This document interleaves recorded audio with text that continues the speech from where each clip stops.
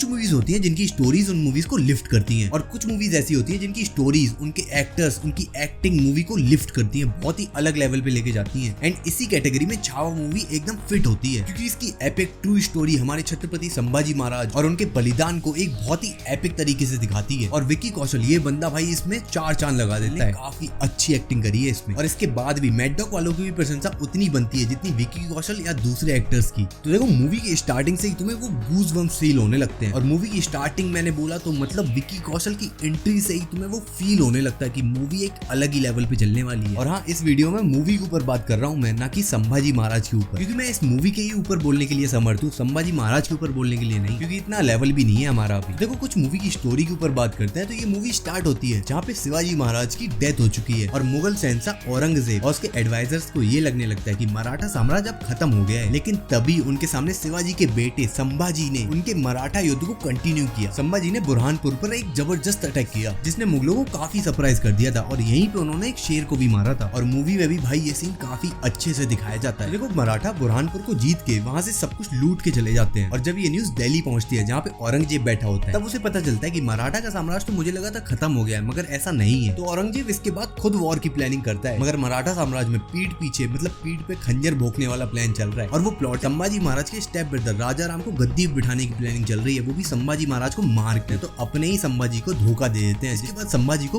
कैद कर लिया जाता है। फिर संभाजी को औरंगजेब के सामने लाया जाता है और वहाँ हमें पता चलता है कि कितने टॉर्चर झेले उन्होंने। और ये सब टॉर्चर झेलने के बाद यहाँ तक कि औरंगजेब भी थक जाता है टॉर्चर देते देते संभाजी को। उसके बाद औरंगजेब एक फाइनली ऑफर देता है संभाजी कि वो औरंगजेब के साथ मिल जाए, मतलब मुगल बन जाए और अपना धर्म परिवर्तन कर ले। मगर तुम्हें ही पता है कि संभाजी का कैरेक्टर कैसा था, वो कभी नहीं मानने वाले थे इस बात को और उन्होंने वैसा ही किया। वो कहते हैं तुम मराठा बन जाओ और तुम्हें धर्म परिवर्तन करने की जरूरत नहीं पड़ेगी। तो ये तो बड़ी ब्रीफ में स्टोरी बताई है मैंने, जब तुम मूवी देखोगे तुम्हें और अच्छे से एक्सपीरियंस करने को मिलेगा। तो देखो मूवी में काफी अच्छे पार्ट है, जैसे विक्की कौशल की एक्टिंग हो गई, सारे एक्टर्स की एक्टिंग काफी अच्छी लगी मुझे। उसके बाद कैसे कैसे एपिक वो 9 साल दिखाए जाते हैं। एंड अगर फ्लॉस की बात करूं कि मूवी में क्या क्या मुझे पर्सनली अच्छा नहीं है, तो देखो सबसे पहले आता है म्यूजिक। तो देखो म्यूजिक कहीं कहीं बहुत अच्छा लगा मुझे, मगर कहीं कहीं तुम्हें ऐसा लगेगा कि अननेसेसरी यहाँ पे डाला है म्यूजिक। फिर मुझे पता नहीं पर्सनली मुझे ही फील हो रहा था कि वो चिल्लाने की आवाज ज्यादा आ रही थी, जैसे कोई फाइट कर रहा है तो वो चिल्लाने वाली आवाज ज्यादा डाल रहा है। क्या तुम्हें भी ऐसा लग रहा था? अगर हाँ तो कमेंट में बताना मुझे। फिर कुछ सीन ऐसे थे जिसमें तुम ये सोचोगे कि अरे ये कैसे हो गया, अभी तो कुछ और चल रहा था। और तुम्हारे माइंड में एक थॉट जरूर आएगा कि लॉजिकली और फिजिकली ये थोड़े सही नहीं लग रहे सीन्स। जैसे कि एक दो की अगर बात करूं तो जैसे वो पेड़ वाली फाइट जिसमें वो स्विंग्स खत्म ही नहीं हो रहे थे। अब क्योंकि घूम फिर के एंड में वही बात आ जाती है कि हम एंटरटेनमेंट पर्पस के लिए देख रहे हैं मूवी, तो इतनी सारी चीजें तो इग्नोर ही कर देते हैं। और एक हिस्टोरिकल मूवी को और एपिक बनाने के लिए मुझे पता है ऐसे शॉट्स डाल दिए जाते हैं तो हम लोग बेयर कर लेते हैं कि हाँ सही है चलो देख लेंगे। अब देखो फाइनली मेरे थॉट्स आते हैं कि मैं क्या सोचता हूँ इनको लेके, थोड़ा बहुत तो बता ही दिया है मैंने अभी। तो देखो मूवी इमोशनल बॉन्ड बहुत अच्छा क्रिएट करती है, जिसमें सबसे बेस्ट सीन मेरा आता है वो पोएट और संभाजी के बीच में वो फेयरवेल सीन। वो भाई सीन मेरा बेस्ट सीन बन गया पूरी मूवी में, क्योंकि इतने प्यारे तरीके से उस सीन की राइटिंग करी गई है कि एक एक शायरी का डायलॉग टोटल गूज़बम्प्स देगा तुम्हें। पहले भी मैं कह चुका हूँ, मानना पड़ेगा मैड डॉग वालों को, काफी अच्छा टॉपिक चूज करते हैं ये लोग। और सोने पे सुहागा तब हो गया जब इन्होंने संभाजी महाराज के रोल के लिए विक्की कौशल को कास्ट किया। अब बस मेरी थोड़ी शिकायत इनसे ये है कि फिजिक्स और वो लॉजिक्स को और अच्छे से दिखा सकते थे। तो देखो ये मेरे पर्सनल थॉट थे, तुम्हारे थॉट्स अलग हो सकते हैं इसको लेके। तुम क्या सोचते हो इस मूवी के बारे में कमेंट बॉक्स में जरूर शेयर करना। और वीडियो थोड़ी सी भी अच्छी लगी तो इसको लाइक करना, शेयर करना अपने दोस्तों के साथ, और चैनल पे नए हो तो सब्सक्राइब करना। तब तक के लिए मिलते हैं अगली वीडियो में।